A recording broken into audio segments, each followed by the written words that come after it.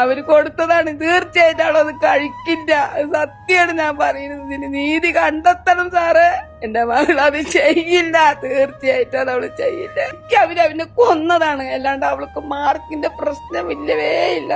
എന്റെ അനിയത്തിന്റെ മകളുടെ പറഞ്ഞു.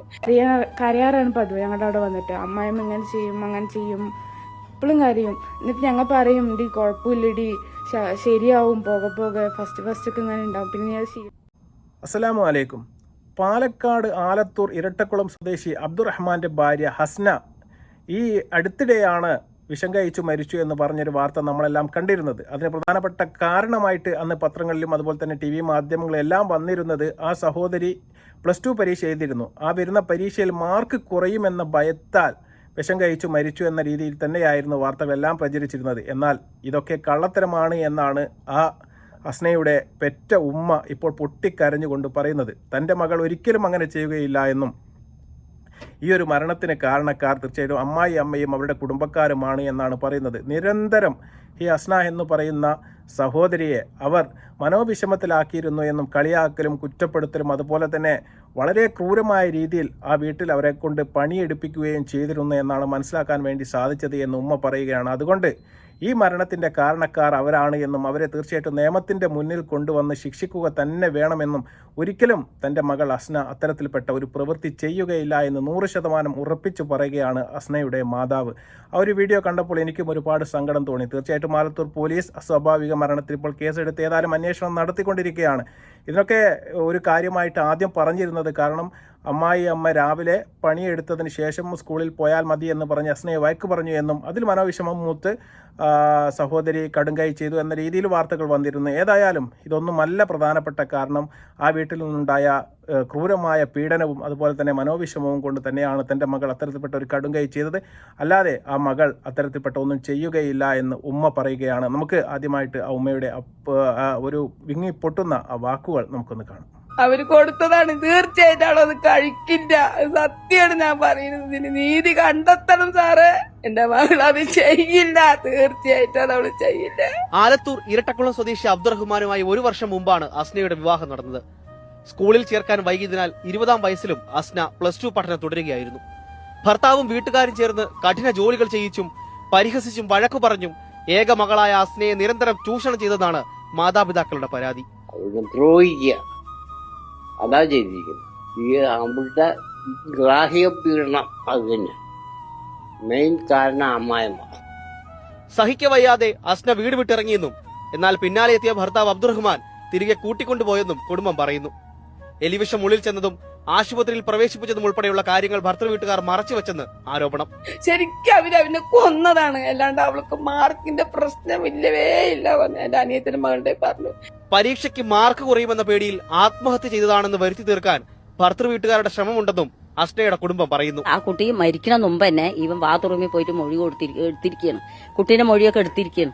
അപ്പൊ ആ കുട്ടി പേടിച്ചിട്ടാണ് ഈ മരിക്കുന്ന സമയത്ത് ഒന്നുമില്ല. ആ കുട്ടി മരിക്കുന്ന പ്രതീക്ഷയില്ലല്ലോ. എപ്പോഴും കരയാറാണ് പതിവ്. ഞങ്ങളുടെ അവിടെ വന്നിട്ട് അമ്മായിമ്മ ഇങ്ങനെ ചെയ്യും അങ്ങനെ ചെയ്യും എപ്പോഴും കരയും. എന്നിട്ട് ഞങ്ങൾ പറയും ഡി കുഴപ്പമില്ലടി ശരിയാവും പോകെ പോകെ ഫസ്റ്റ് ഒക്കെ ഇങ്ങനെ ഉണ്ടാവും. പിന്നെ ഞാൻ ശീലമായിക്കോളും എന്നൊക്കെ ഞങ്ങൾ പറയും.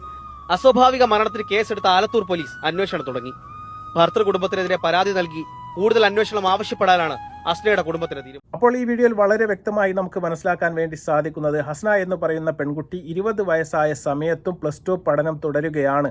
അത് പ്രധാനപ്പെട്ട കാരണം എന്ന് പറയുന്നത് ഈ സഹോദരിയെ സ്കൂളിൽ ചേർക്കാൻ വേണ്ടിയിട്ട് 1 വർഷം വൈകിയിരുന്നു. അതുകൊണ്ട് തന്നെയാണ് പഠിത്തം കുറച്ച് നീണ്ടുപോയത്. ആ ഒരു കാരണം പറഞ്ഞുകൊണ്ട് ഭർത്തൃ വീട്ടുകാരും അതുപോലെ തന്നെ അവിടെയുള്ള ചുറ്റുള്ള ആൾക്കാരും എല്ലാം ഈ സഹോദരിയെ മനോവിഷമത്തിലാക്കിയിരുന്നു, കളിയാക്കിയിരുന്നു എന്നാണ് മനസ്സിലാക്കാൻ വേണ്ടി സാധിക്കുന്നത്. അതുകൊണ്ടും ആ കുട്ടിക്ക് പരീക്ഷ എഴുതാനും അതിൽ മാർക്ക് കുറഞ്ഞു പോകുമോ എന്നുള്ള ഒരു ഭയം ഉള്ളിൽ ഉണ്ടായിരുന്നു എന്ന് വേണം നമുക്ക് മനസ്സിലാക്കാം. പിന്നെ പല പ്രാവശ്യം ഈ വീട്ടിൽ നിന്ന് പ്രശ്നങ്ങൾ ഉണ്ടാക്കിയ ശേഷം ഈ സഹോദരി അവിടെ നിന്ന് ഇറങ്ങി വീട്ടിലേക്ക് പോകുന്ന സമയത്ത് അവരുടെ ഭർത്താവായ അബ്ദുറഹ്മാൻ പുറകെ പോയിട്ട് തിരിച്ച് വീട്ടിലേക്ക് കൊണ്ടുവന്നതാണ് എന്ന് പറയുന്നു. എനിക്ക് നിങ്ങളോടൊക്കെ പറയാനുള്ളത്, ഏതെങ്കിലും ഒരു സഹോദരിമാർ, ഏതെങ്കിലും ഒരു കുട്ടി, നിങ്ങളുടെ മകളാവട്ടെ ഇനി വേറെ ആരെങ്കിലും ആവട്ടെ, ഇത്തരം പ്രശ്നങ്ങൾ ഭർത്തൃ വീട്ടിൽ ഉണ്ട് എന്ന് പറഞ്ഞ് തിരിച്ച് നമ്മുടെ വീട്ടിൽ വന്നാൽ നമ്മൾ എന്താണ് ചെയ്യുക എന്ന് പറഞ്ഞാൽ ആദ്യം തന്നെ അതൊക്കെ ശരിയാവും, നിന്റെ ഭർത്താവല്ലേ, കുറച്ചൊക്കെ നീ സഹിക്കണം, പെണ്ണല്ലേ ക്ഷമിക്കണം എന്നൊക്കെ പറഞ്ഞ് തിരിച്ച് ഭർത്താവിൻ്റെ വീട്ടിലേക്ക് കൊണ്ടുവിടാറാണ് പതിവ്. അതാണ് ഏറ്റവും വലിയ പൊട്ടത്തരം എന്നാണ് എനിക്ക് എൻ്റെ ഒരു അഭിപ്രായമായിട്ട് നിങ്ങളോട് പറയാനുള്ളത്. ഏത് പെൺകുട്ടിയായാലും ഭർത്താവിൻ്റെ വീട്ടിൽ നിന്ന് എന്തെങ്കിലും പ്രശ്നം സംഭവിച്ചതിന് ശേഷം തിരിച്ച് നമ്മുടെ വീട്ടിലേക്ക് വന്നു കഴിഞ്ഞാൽ തീർച്ചയായിട്ടും നമ്മൾ ആദ്യമായിട്ട് ചെയ്യേണ്ടത് എന്ന് പറഞ്ഞാൽ തീർച്ചയായിട്ടും അവരെ 2 കൈയും നീട്ടി സ്വീകരിക്കുക. എന്നിട്ട് അവരോട് യാതൊരു കാരണവശാലും എന്താണ് വന്നത് എന്നോ എന്തിനു വന്നു എന്നോ ഒന്നും നിങ്ങൾ ആദ്യം തന്നെ ആ സഹോദരിയെ ചോദിക്കാൻ പാടില്ല. നിങ്ങൾ അവർക്ക് വേണ്ട സ്നേഹങ്ങൾ കൊടുക്കുക, അവരെ സ്വീകരിക്കുക. അപ്പോൾ അവൾക്ക് എന്ത് മനസ്സിലാക്കാൻ വേണ്ടി സാധിക്കും, ഞാൻ ഇവിടെ സേഫ് ആണ് എന്നുള്ള ഒരു തോന്നൽ അവരുടെ ഉള്ളിലുണ്ടാവും. അപ്പോൾ തീർച്ചയായിട്ടും അവർ തണുക്കും. ആ തണുത്തതിന് ശേഷം മാത്രമേ അവരോട് എന്താണ് കാര്യങ്ങളെന്ന് നിങ്ങൾ ചോദിച്ച് മനസ്സിലാക്കാൻ വേണ്ടി പാടുള്ളൂ. ചിലപ്പോൾ 2 പ്രശ്നങ്ങളായിരിക്കും. ഒന്നെങ്കിൽ ഭർത്താവിനെ കുറ്റപ്പെടുത്തിയും അല്ലെങ്കിൽ അവിടുത്തെ മാതാക്കളെ കുറ്റം പറഞ്ഞുകൊണ്ടുമെല്ലാമായിരിക്കും ആ സ്ത്രീ സംസാരിക്കുന്നത്. നിങ്ങളതെല്ലാം കേട്ടതിന് ശേഷം നിങ്ങൾ അവരോട് പോയി ചോദിക്കാനോ ഭർത്താവിനെ ചീത്ത പറയാനോ ഒരിക്കലും നിൽക്കരുത്. അങ്ങനെ നിന്ന് കഴിഞ്ഞാൽ തീർച്ചയായിട്ടും ആ കുട്ടിയുടെ ജീവിതത്തിൽ മുമ്പോട്ടുള്ള ജീവിതത്തിൽ പ്രശ്നങ്ങൾ ഉണ്ടാകുക മാത്രമേ ഉള്ളൂ. നിങ്ങൾ ആ കുട്ടിയെ പറഞ്ഞ് മനസ്സിലാക്കിയിട്ടും ആ കുട്ടിക്ക് മനസ്സിലാവുന്നില്ല എന്നുണ്ടെങ്കിൽ തീർച്ചയായിട്ടും നല്ലൊരു കൗൺസിലറെ കണ്ടുകൊണ്ട് ആ കുട്ടിക്ക് എന്താണ് അവിടുത്തെ പ്രശ്നങ്ങളെന്ന് മാന്യമായിട്ട് മനസ്സിലാക്കുക. 1, 2, 3 ഒരു സിറ്റിങ്ങിന് ഇരുന്ന് കഴിഞ്ഞാൽ തീർച്ചയായിട്ടും ആ കുട്ടിയുടെ പ്രശ്നങ്ങൾ നമുക്ക് മനസ്സിലാക്കാൻ വേണ്ടി സാധിക്കും.